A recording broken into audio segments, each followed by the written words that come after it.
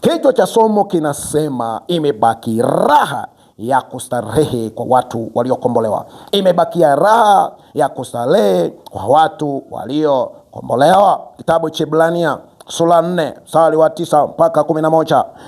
Basi imesalia raha ya Sabato kwa watu wa Mungu, kwa maana yeye aliyeingia katika raha yake amestarehe mwenyewe katika kazi yake, kama vile Mungu alivyostarehe katika kazi yake. Basi na tufanye bidii kuingia katika raha ile, ili kwamba mtu yeyote asijakaanguka kwa huo wa kuasi. Ndugu yangu, neno limetumika Sabato. Sasa ninataka nikwambie kwamba Sabato tafsiri yake ni kustarehe, ni kupumzika. Sabato ni kupumzika, yani Sabato ni kustarehe, Sabato ni kupumzika. Kwa kama ni kupumzika, maana yake unapumzika nini? Unapumzika nini? Unapumzika nini? Kama Sabato ni kustarehe, sasa unastarehe juu ya jambo gani? Sasa leo nataka nikwambie mambo ambayo Yesu Kristo ameyafanya katika maisha yetu.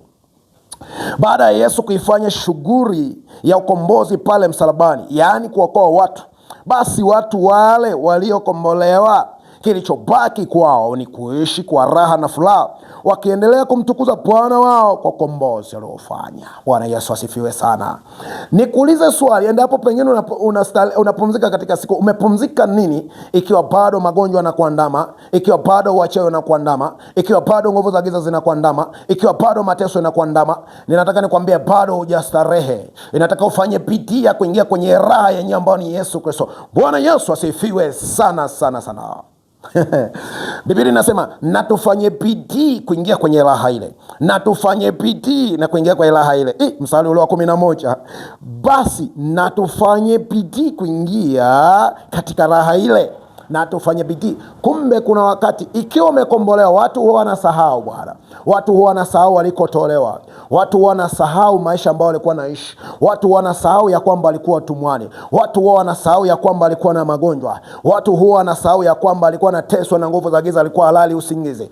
Watu huwa wanasahau ya kwamba alikuwa na uvimbe tumboni, alikuwa na uvimbe kwenye bandama, alikuwa na uvimbe kwenye ini, alikuwa na uvimbe kwenye moyo. Watu huwa wanasahau ya kwamba miguu ilikuwa na waka moto. Watu huwa wanasahau ya kwamba alikuwa na halali kwa sababu ya tumbo lilikuwa linamsumbua. Watu huwa wanasahau ya kwamba alikuwa na shida ya miguu kuwaka moto.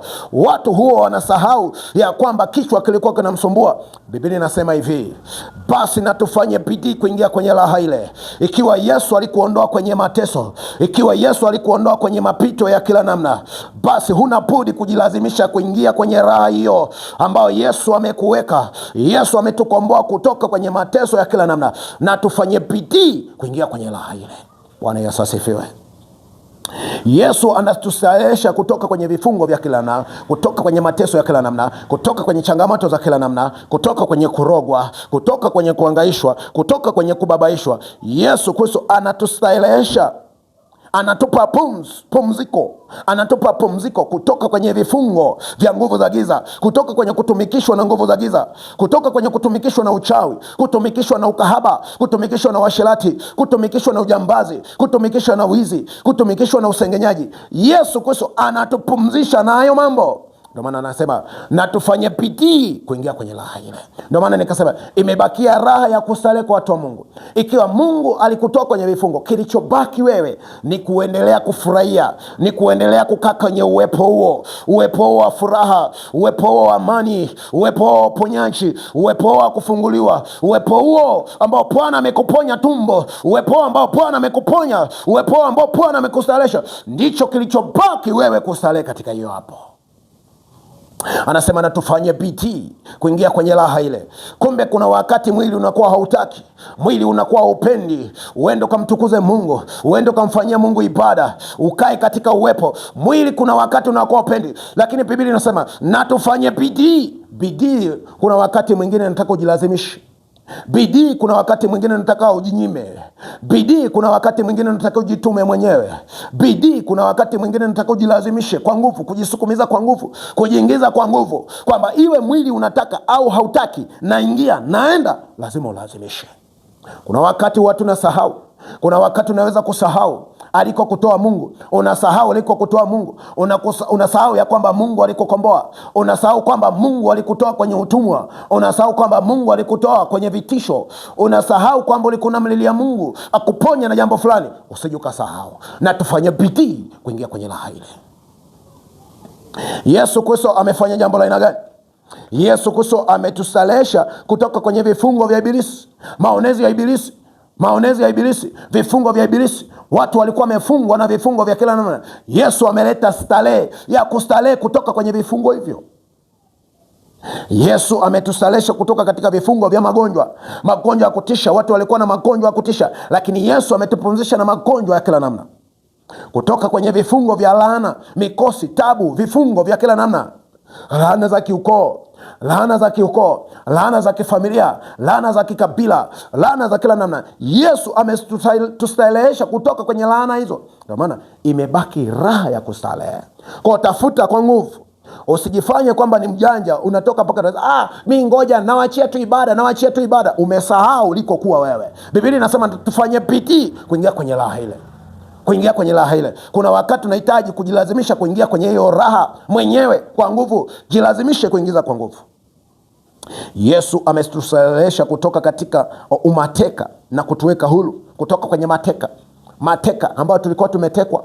Watu walikuwa wametekwa, ajira zao zilikuwa zimetekwa, ndoa zao zilikuwa zimetekwa, watoto wao walikuwa wametekwa, familia zao zilikuwa zimetekwa. Sasa Yesu ametustarehesha kutoka kwenye umateka na kutuweka sehemu ya upendo, sehemu yenye nguvu, sehemu yenye starehe, sehemu ya amani, sehemu ya shangwe, sehemu ya bubujiko. Bwana Yesu asifiwe sana. Hebu tuangalie kitabu kile cha Mathayo sura ya 11 mstari wa kwanza mpaka wa 5. Mathayo sura ya 11. Kitabu kile cha Mathayo sura ile ya 11 mstari wa kwanza mpaka ule wa 5. Tuangalie kile kitu ambacho Yesu amekuja kukifanya. Unajua Yohana alikuwa anauliza anasema huyu mwamba tufanyeje? Ni yeye au ni mtu mwingine? Hebu mwenende mkaulize. Hebu tuone Yesu anafanya watu wanawafanyia nini. Kitabu cha Mathayo sura 11 mstari wa kwanza mpaka wa 5. Biblia inasema, ikawa Yesu alipokwisha kuagiza wanafunzi wake 12, alitoka huko kwenda kufundisha na kuhubiri katika miji yao. Naye Yohana aliposikia huko gerezani matendo yake Kristo, alituma wanafunzi wake kumuuliza, wewe ndiwe yule ajaye au tumtazamie mwingine? Yesu akajibu akawaambia, nendeni mkamweleza Yohana mnayoyasikia na kuyaona. Vipofu wanapata kuona, viwete wanakwenda, wenye ukoma wanatakaswa, viziwi wanasikia, wafu wanafufuliwa, na masikini wanahubiriwa habari njema. Unaona? Kwa Yesu alituondoa kwenye umateka. Watu ambao walikuwa wametekwa, watu ambao walikuwa wamechukuliwa na nguvu za giza, watu ambao masikio yao yalikuwa yamefanywa viziwi, watu ambao macho yao yalikuwa yamefanywa vipofu, watu ambao miili yao ilikuwa inachezewa magonjwa muda wote, mateso muda wote, huzuni muda wote. Sasa Yesu amekuja kuleta amani. Yesu amekuja kuleta ukombozi kwa watu ambao walikuwa wamepoteza matumaini yote. Kwa Yesu amekuja kuleta amani. Yesu amekuja kuhubiri habari njema kwa maskini waliokataliwa. Unajua wanawake ambao umri wao umeenda mbele sana hupoteza matumaini na hupoteza mvuto. Sasa wale watu ambao wamepoteza mvuto machoni pa wanadamu, bado kwa Mungu wanaendelea kuvutia. Nataka nikwambie tu kwamba usikate tamaa. Bado kwa Mungu unavutia, bado kwa Mungu unanukia, bado kwa Mungu unavutia. Mungu anakuona ni wa thamani mno. Ipo nafasi yako mbele yako. Kwa hiyo usikate tamaa.